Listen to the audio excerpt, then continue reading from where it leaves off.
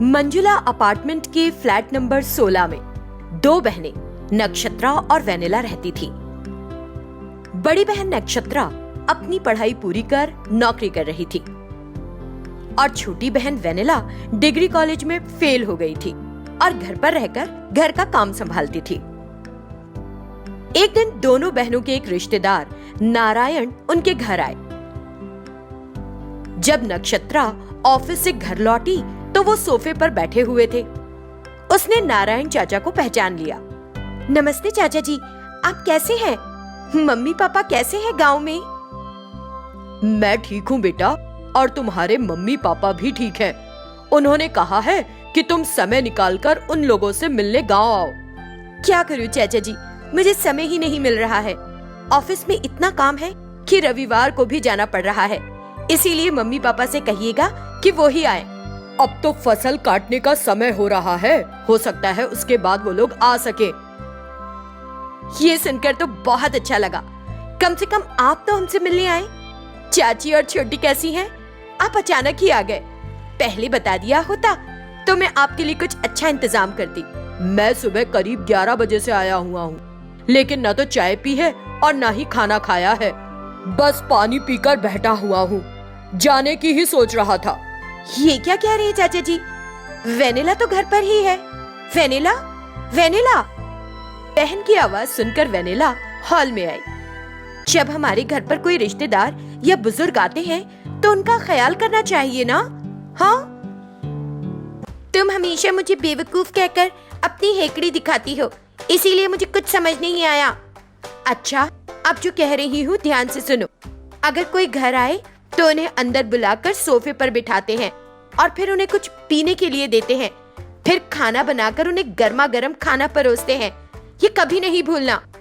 ठीक है दीदी, अब तुमने मुझे अच्छे से समझा दिया ना, तुम देखना अब कभी नहीं भूलूंगी। उनके नारायण चाचा खाना पीना खा के वहां से चले गए। कुछ दिन ऐसे ही बीत गए। नक्षत्रा दफ्तर जाती और वेनिला घर के कामों में व्यस्त रहती। एक दिन उनके घर एक भिखारी आया। उसने दरवाजे की घंटी बजाई। घंटी की आवाज सुनकर वेनिला दरवाजा खोलने आई तो सामने भिखारी खड़ा था। वेनिला को तुरंत अपनी बहन की कही हुई बात याद आई और बोली, अंदर आ जाइए चाचा जी, क्या आप सीधे गांव से आ रहे हैं? भिखारी को कुछ समझ नहीं आया। उसने वेनिला से कुछ कहने की कोशिश की, लेकिन उसने कुछ नहीं सुना। उसने भिखारी को घर के अंदर आमंत्रित किया और सोफे पर बिठा दिया। फिर उसने भिखारी को ठंडा शरबत दिया और पूछने लगी,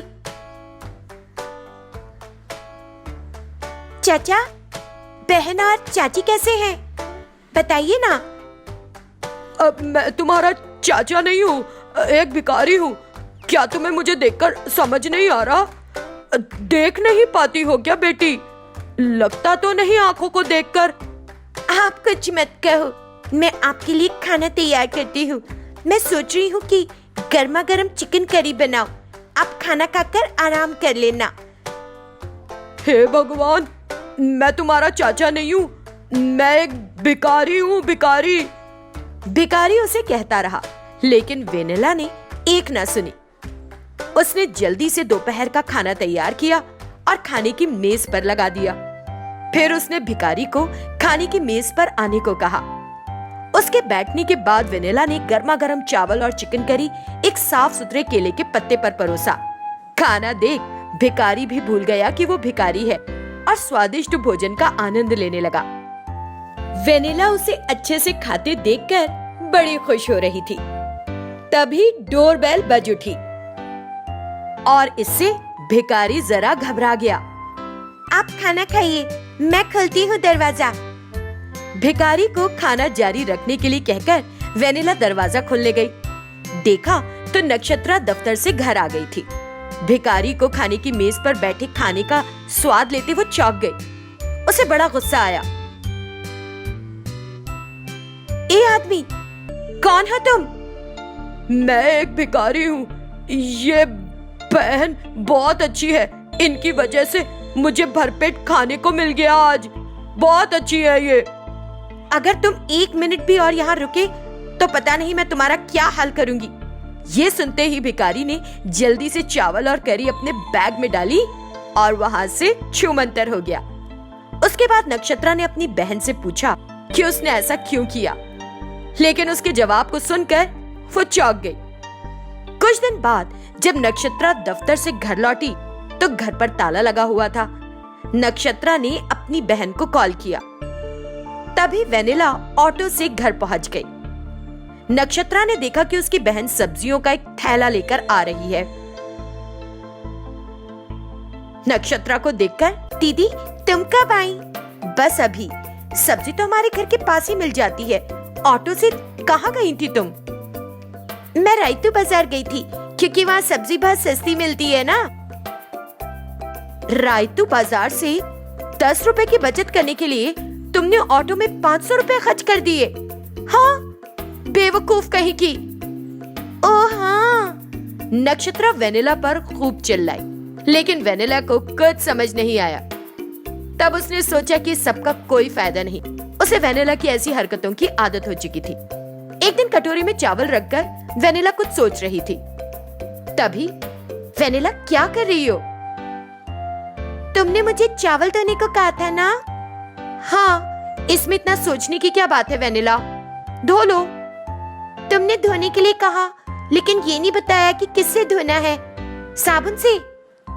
ये सुनकर नक्षत्रा अपना सिर पकड़कर बैठ गई। बताओ ना दीदी, ये चावल किससे धोऊं? शैम्पू से? अरे तुम एक काम करो, इस चावल को ऐसे ही रख दो। नहीं नहीं, बताओ ना, मैं अच्छे से धोऊंगी। मैंने कहा कि तुम इसे ऐसे ही रख दो और बालकनी के पौधों को पानी दे दो। ध्यान रखना उनकी जड़ें भी भीगे। ये सुनकर बाल्टी में पानी लेकर वेनिला बालकनी में आ गई। एक मग की मदद से वो अपनी बहन के कहे अनुसार पौधों को पानी देने लगी। ये देखने के लिए कि पौधों की जड़ें गीली हुई हैं ना नहीं, वो पौधों को उखाड़कर पानी में डुबोने लगी। ये सब होता देख नक्षत्रा को समझ में नहीं आ रहा था कि वो अपनी मंदबुद्धि बहन वेनिला का क्या करे। वो सोच में पड़ गई कि पता नहीं कब तक उसे वेनिला की ऐसी बेवकूफाना हरकतों को सहना पड़ेगा। उसे अपनी छोटी बहन की अकल पर दया भी आ रही थी और गुस्सा भी। राघवेंद्र कॉलोनी में नरेंद्र और श्रीलक्ष्मी का एक मध्यम वर्गीय जोड़ा रहता था। उनकी 2 बेटियां थीं, बड़ी वेनिला और छोटी मनसा। दोनों ने अपनी पढ़ाई पूरी कर ली थी और नौकरी की तलाश कर रही थी। माता पिता नरेंद्र और श्रीलक्ष्मी ने वेनिला के लिए रिश्ता तलाश करना भी शुरू कर दिया था, क्योंकि वो चाहते थे कि उसकी शादी कर दी जाए। एक दिन, वेनिला, अभी तुम्हारे पापा का फोन आया था कि कल लड़के वाले तुम्हें देखने आ रहे हैं। बाहर आओ, जरा बात करना है। तो अब आप क्या चाहती हैं माँ, कि मैं क्या करूं? खुशी से कूदने लगूं या शर्म से छिप जाऊं, क्योंकि वो लोग जो आ रहे हैं मुझे देखने। तभी सब्जी खरीदने के लिए बाहर निकली छोटी बेटी मनसा घर पहुंची। वो हाफ रही थी। ये देखकर श्रीलक्ष्मी ने पूछा, तुम हाफ क्यों रही हो? क्या कुत्तों ने तुम्हारा पीछा किया? कुत्तों ने नहीं माँ, लड़कों ने मेरा पीछा किया। लड़के तुम्हारा पीछा क्यों कर रहे थे? ये क्या सवाल है? लड़के लड़कियों का पीछा क्यों करते हैं? तुम भी ना दीदी, तुम्हें इस तरह की बात करते हुए शर्म नहीं आती? अरे सच बोलने में कैसी शर्म? बहादुर होना पड़ता है सच बोलने के लिए। ओहो, क्या तुम दोनों फिर से शुरू हो गई? अगर कोई तुम लोगों को देखे तो सोचेगा कि तुम दोनों सौतेले बहनें हो। लेकिन माँ, मैंने कहा ना कि मुझे अभी शादी नहीं करनी। शादी? अभी तुम्हारे पापा ने फोन करके बताया कि कल लड़के वाले आ रहे हैं। हाँ। ओह, मेरी बहन दुल्हन बनने वाली है। जरा देखो तो ऐसे कितनी शर्म आ रही है। तुम उसी शर्म में डूब मरो। मुझे तैरना आता है दीदी, मैं डूबूंगी नहीं। वैसे भी तुम शादी के लिए मना क्यों कर रही हो? क्या तुम्हें कोई और पसंद है? बोलो बोलो। ये सुनकर श्रीलक्ष्मी और वेनिला चौंक गई।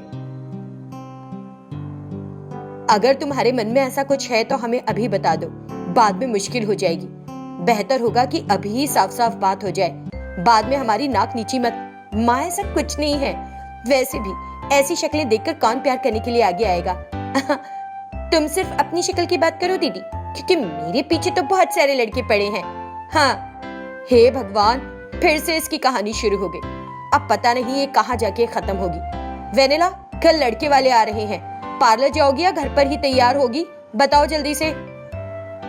मैं घर पर ही तैयार हो जाऊंगी माँ, मेरे लिए बस एक नींबू ही काफी है। माँ तुमको पैसे देकर ब्यूटी पार्लर भेजने को तैयार है और तुम मना करके नींबू मांग रही हो। क्या तुम नींबू का जूस पियोगी दीदी? हाँ, अगर नींबू के रस को चेहरे पर 20 मिनट तक मलो और फिर चेहरा धो लो तो इससे निखार आता है। आने वाले के लिए इतनी तैयारी काफी है। सारी सुंदरता एक बार में ही दिखाने की जरूरत नहीं। 60 साल की उम्र में भी पति को ये लगना चाहिए कि उसकी पत्नी में अभी भी कोई सुंदरता छिपी है। मैंने ये कहीं पढ़ा था माँ। माँ मुझे वो पैसे दे दो, ब्यूटी पार्लर मैं चली जाऊंगी। हाँ, वो तुम्हारी दीदी को देखने आ रहे हैं, ना कि तुमको। और पापा ने उसको ब्यूटी पार्लर भेजने के लिए पैसे दिए।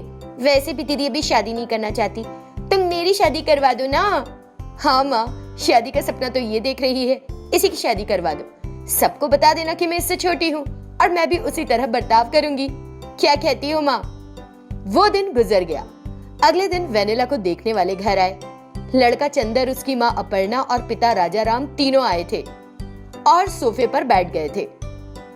इसी बीच शारदा पानी लेकर आई और चंदर ने शारदा को देखा और झट से बोला, माँ मुझे लड़की पसंद है। अरे नाना, ये हमारी बेटी नहीं है, ये तो मेरी बेटी की सहेली है शारदा। आप लोग तेज धूप में जो आए तो वो आपके लिए पानी ले आई। ओ, मैं माफी चाहता हूँ आंटी। फिर मनसा उन्हें चाय देने आई। चंदर ने शर्माकर चाय का प्याला लिया और पीने लगा। चाय पीते हुए उसके ओठ पिघल गए। बेटा जरा आराम से चाय पीना, मुझे लगता है कि बहुत गर्म है। लगता है वो लड़की को देखकर अलग ही दुनिया में चला गया। जो लड़की अभी चाय लाई वो नहीं है दुल्हन, वो तो हमारी दूसरी बेटी है मनसा। वो अभी पढ़ाई कर रही है। दुल्हन आने वाली भी है या नहीं? श्रीलक्ष्मी फिर तुरंत उठी और वेनिला को ले आई। लड़के ने वेनिला को देखा लेकिन वो उसे पसंद नहीं आई। उसे मनसा पसंद आ गई थी और वो उसे ही देखे जा रहा था। ये देखकर श्रीलक्ष्मी चंदर से बोल पड़ी, बेटा दुल्हन ये नहीं वो है, देखो वो यहाँ खड़ी है और इसका नाम है वेनिला। आप नजरें इधर की तरफ रखो। मुझे ये लड़की नहीं बल्कि वो ही ये लड़की अच्छी लगी। अगर आपको एतराज ना हो तो मैं उससे बात करना चाहूंगा, प्लीज आंटी। ये सुनकर लड़के के माता पिता हैरान रह गए। सबने चंदर को समझाया कि मनसा दुल्हन नहीं है, लेकिन उसने एक न सुनी और वो मनसा से ही बात और शादी करने के लिए अड़ गया। चंदर के माता पिता बात करने के लिए उसे बाहर ले गए। मनसा जानना चाहती थी कि वे क्या बात कर रहे हैं, इसलिए वो दीवार के पीछे खड़ी हो गई और कान लगाकर सुनने लगी। पागल हो क्या, हम यहाँ बड़ी बेटी को देखने आए हैं ना। पर माँ मुझे छोटी बेटी अच्छी लगी, कितनी सुंदर और आकर्षक है। लंबी चोटी, सुंदर आंखें, नुकीली नाक, गोल मटोल गाल और साफ चेहरा। बहुत अच्छी है माँ। मनसा सब सुन रही थी। जब वो मुस्कुराई ना माँ तो उसके दांत मोतियों जैसे दिख रहे थे। हमारी हाइट भी मेल खाती है। मुझे ऐसी लड़की दोबारा नहीं मिलेगी। प्लीज उनसे बात करो, मैं बड़ी लड़की की शादी होने तक इंतजार करूंगा। वे सब हॉल में वापस आ गए। नरेंद्र, श्रीलक्ष्मी और वेनिला तनाव में थे, लेकिन मनसा को शर्म आ रही थी। सब खामोश खड़े थे। जब कोई कुछ नहीं बोला तो वो तपाक से बोल पड़ी, किसी के घर आने के बाद अगर आप ऐसे खामोश रहेंगे तो क्या सोचेंगे वो? हाँ? फिर अपर्णा ने उन्हें सब कुछ साफ साफ बता दिया। ये सुनकर सब हैरान रह गए।